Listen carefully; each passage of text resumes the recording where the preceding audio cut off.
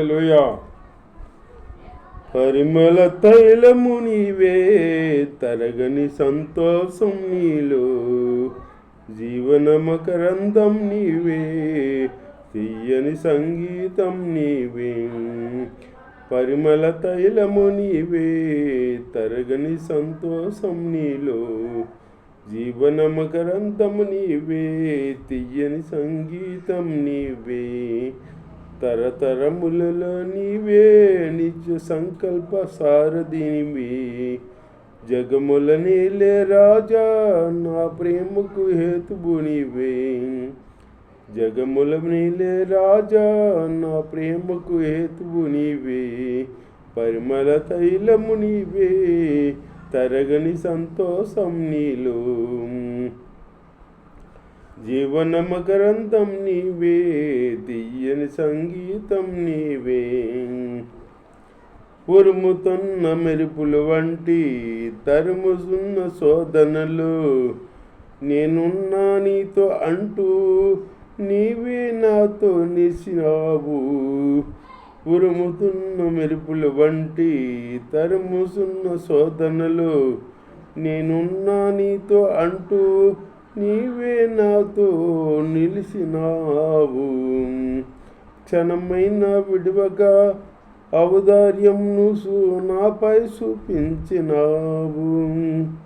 నీ మనసే అతి మధురం, అది నా సొంతమే. నీ మనసే అతి మధురం, అది నా సొంతమే. పరిమళ తైలం నీవే, తరగని సంతోషం నీలో, జీవన మకరందం నీవే, తీయని సంగీతం నీవే. తరతరములలో నీవే, సంకల్ప సారథి నీవే, జగముల నీల రాజా, నా ప్రేమకు హేతువు నీవే. హల్లెలూయా. దేవుని స్తోత్రం. మీ అందరికీ దేవుని అట్లిందాం, కూసేపు సద్దిగా ఇందాం. దేవుడు 2 రాజుల గ్రంథంలో 1 రాజులు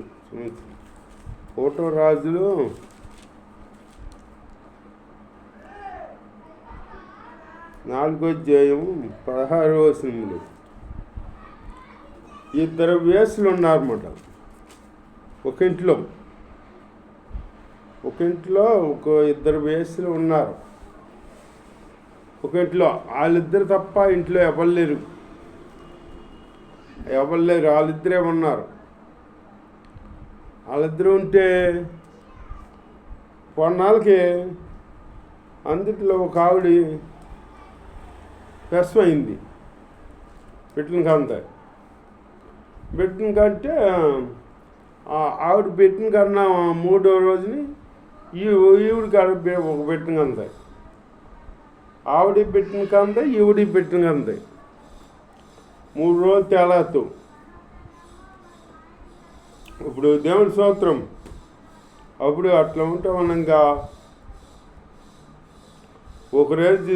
ఒకరోజు రాత్రి ఏమైంది, పడుకున్నాగా బిడ్డలను పక్కలో వేసుకుని పడుకున్నారు ఇద్దరు.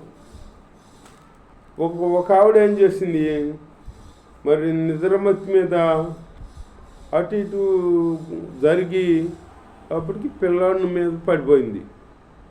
పిల్లాడు ఊపిరాడుగా చచ్చిపోయాడు అన్నమాట. చచ్చిపోతే ఒక రేత్రి గాడు లేచి చూసింది, ఏంటి పిల్లాడు చచ్చిపోయి ఉన్నాడో అని చెప్పి లేచి చూసింది అన్నమాట. చూస్తే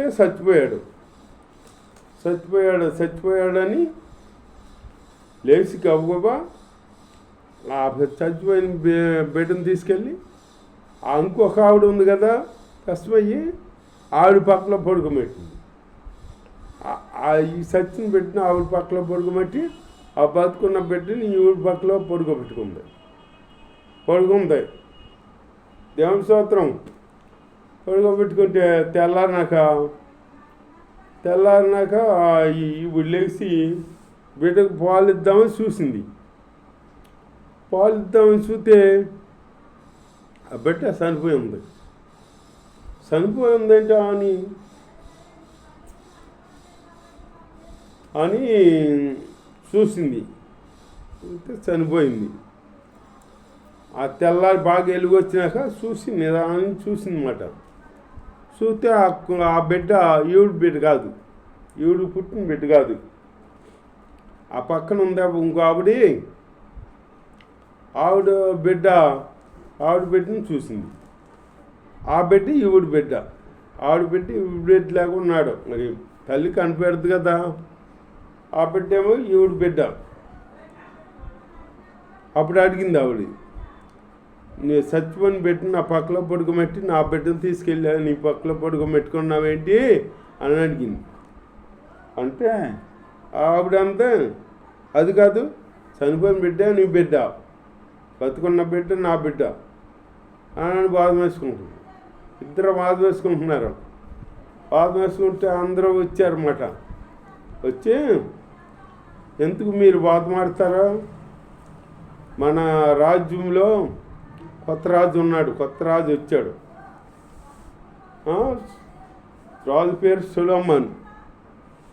రాజు వచ్చాడు, రాజు దగ్గరికి వెళ్తాం, మీ ఇద్దరికీ తీర్పు తీరుస్తాడు ఆయన్ని అని చెప్పారు వాళ్ళు. దేవుని స్తోత్రం, హల్లెలూయా.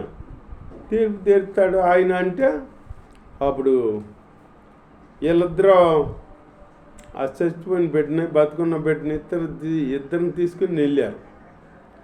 వెళ్ళి మొదట ఆవిడ చెప్పింది, ఆ బిడ్డని నేను ఒక ఇంట్లో ఉన్నాం మేమిద్దరం,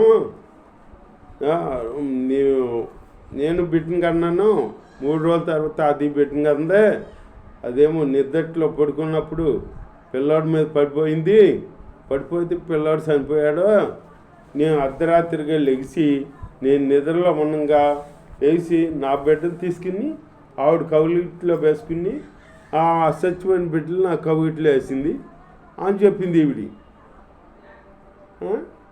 అక్కడ ఇద్దరు తప్పు ఉంది. ఆవిడ తప్పు చేసిందని ఈవిడ అంటుంది, ఈవిడి తప్పు ఉంది. అంత ముద్దు నిద్ర అయితే ఈవిడికి, తల్లికి అంత ముద్దు నిద్ర ఉంటుందా?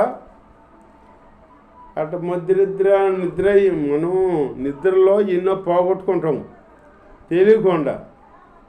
అందుకే దేవుడు అంటున్నాడు, మెలకువగలి ప్రార్థన చేయండి అని. యేసు ప్రభు కాడ శిష్యుల్ని ఒకసారి కూర్చోబెట్టి ఆవిడ దూరం వెళ్ళి ప్రార్థన చేశాడంట. తిరిగి వచ్చేటప్పటికి వీళ్ళు నిద్రపోతున్నారంట. పేతురు ఒక క్షణమైన మేలుకొనలేరా, శోధనలో పడకుండా వంటకి మీరు ప్రార్థన చేయండి అంటే పేతురు నిద్ర కళ్ళు నిద్రభారంగా ఉన్నాయి ప్రభువా అని అన్నాడంట. అట్లాగే నిద్రభారంగా ఉంటే అట్లాగే జరిగిద్ది. మనం మెలకువగా ఉండాలి. నిద్ర మనకి రానికూడదు. ఆ నిద్ర వల్ల ఎన్నో జరిగిపోతాయి. ఆ నిద్ర వల్లే ఇశ్రాయేలు ప్రజలు బానిసత్వంగా ఉండవలసి వచ్చింది. ఎందుకంటే అబ్రాము ఒక గువ్వల్ని, పాముర పిల్లల్ని, పక్షుల్ని అన్ని ఎత్తుకెళ్ళి ఖండించి ఆ బలిపీఠం కాడ అక్కడ ఉంటే దేవుడు ఆరగిస్తే అక్కడ కూర్చుంటే ఈయనకంట గాఢ నిద్ర వచ్చిందంట. గాఢ నిద్ర కలిగిందని ఉంది బైబిల్లో. గాఢ నిద్ర వచ్చిందంట. వచ్చినప్పుడు ఆ కలేబరం మీద వచ్చి వాళ్తుంటే అప్పుడు తోలేడంట, మళ్ళీ మెలకు వెళ్ళి అట్లాగే గాఢ నిద్ర పోయాడంట. ఆ గాఢ నిద్ర పోబట్టి దేవుడు చెప్పాడు, నువ్వు ఇట్లాగా బలి అర్పించి నువ్వు నిద్రపోయావు కనుక నీ సంతానం అనబడిన వాళ్ళు 450 సంవత్సరాలు ఐగుప్తీలో బానిసలుగా ఉంటారు అని చెప్పాడనమాట. అట్లాగే నిద్రలో అంత ప్రమాదం ఉంది.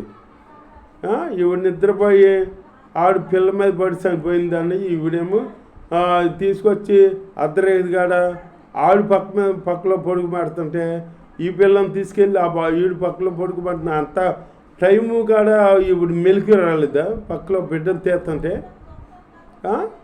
అట్లా అంత నిద్ర ఉండకూడదు. నిద్రలోకి వెళ్ళామంటే మనం చాలా నష్టపోతాం. అంటే అప్పుడు రాజు ఈ తీర్పు ఎలా తీర్తాడు అని జనం ఎదురు చూస్తున్నారన్నమాట. ఎదురు చూస్తుంటే సొలొమోనుకి ఏమన్నా దేవుడు జ్ఞానం ఇచ్చాడు. సొలొమోను సొంత జ్ఞానం అయితే అనుకోవచ్చు. దేవుడు జ్ఞానం ఇచ్చాడు కాబట్టి అప్పుడు ఒక కత్తి తీసుకురమన్నాడు. ఒక కత్తి తీసుకురమన్నాడు.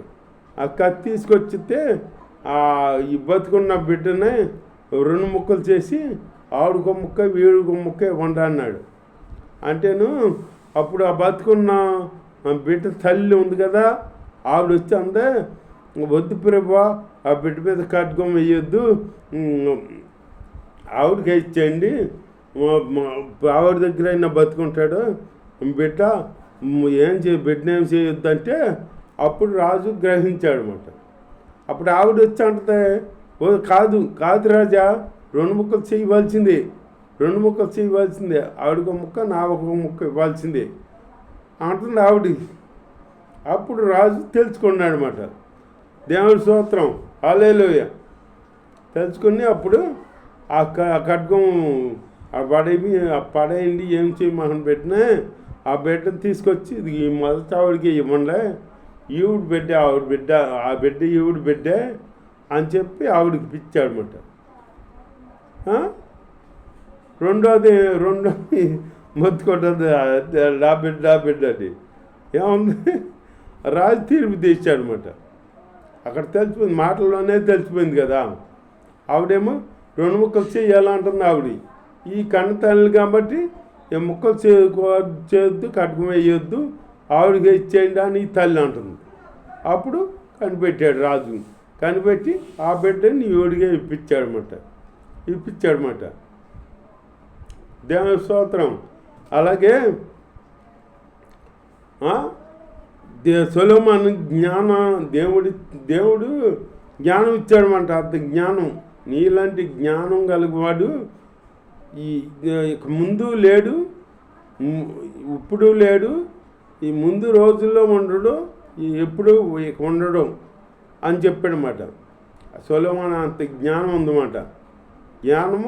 సొలొమోను జ్ఞానం అడిగారు కాబట్టి జ్ఞానంతో పాటు ఆస్తి ఐశ్వర్యం అంతా ఇచ్చాడనమాట సొలొమోనుకి. దేవుని స్తోత్రం. అలాగే ఎట్లా ఇచ్చాడా, ఇప్పుడు వాళ్ళ నాన్న దావీదు దేవుడు అని భయభక్తులు కలిగినవాడు. సొలొమోను కూడా దేవుడిని అనుసరించి జీవిస్తున్నాడు. అందుకే దేవుడిని అనుసరించి జీవిస్తే దేవుడు ఈ యుగం కాదు, వచ్చే యుగం కాదు, యుగాలకే కృప చూపిస్తాడంట, మనకి కృప చూపిస్తాడు. అంతేగాని దేవుడు లేకుండా నాకు దేవుడు వద్దులే, నాకు బతికితే చాలులే ఈ లోకంలో అని అనుకుంటారు కొందరు. దేవుడు వద్దని జీవించే వాళ్ళు శాపాన్ని పొందుతారు. ఇదిగో ఇట్లా దేవుడు వద్దు, నాకు అవన్నీ ఉన్నాయి, ఆస్తి ఉంది, అవి ఉన్నాయి, ఇవి ఉన్నాయి, నాకేంటి, నాకు అండబలం కొండబలం ఉంది, నాకు ఆ దేవుడు అక్కర్లేదు, ఏం అక్కర్లేదు అని అంటారు కొందరు. దేవుడు అక్కర్లేదు అన్న వాళ్ళు ఇదిగో చూడు, ఇదిగో ఇప్పుడు ఇట్లా దేవుడిని విడిచి తిరగబట్టి ఇదిగో ఇట్లా కరువులు, ఇట్లా వర్షాకాలంలో యాసకాలం లేకుంటుందన్నమాట. దేవుడు చెబుతున్నాడు, మీరు నన్ను వెంబడించకుండా మీకు ఇష్టమైన వాటిని మీరు పూజిస్తున్నారు కాబట్టి నేను ఋతువులు మారుతాను అంటున్నాడు దేవుడు. బైబిల్లో ఉంది అది, ఋతువులు మారుతాను నేను అంటున్నాడు అన్నమాట. ఋతువులు మార్చాడు దేవుడు. మరి ఆ వర్షాకాలంలో యాసకాలం ఏంటి, యాసకాలం లేక ఉంటాయి ఇప్పుడు అగ్గులు. ఏమిటంటే మానవుడు చేసిన పాపం, మానవుడు చేసిన అతిక్రమం. మానవుడు నాకేంటిలే అని జీవిస్తూ తనకి ఇష్టం వచ్చినట్టు జీవిస్తే దేవుడు కాడ నేను ఋతువులు మార్చి నేను కాడ ఇట్లాగా మార్చి నేను ఇస్తాను మీకు అని దేవుడు చెబుతున్నాడు అనమాట. అట్లా అనుకోకుండా దేవుణ్ణి ప్రార్థన చేసుకుంటూ దేవుడి అందు భయభక్తులు కలిగి ఉండి దేవుడి ఆశీర్వాదం పొందుకుందాం. దేవుడి వాక్యం దీవించుగాక. ఆమె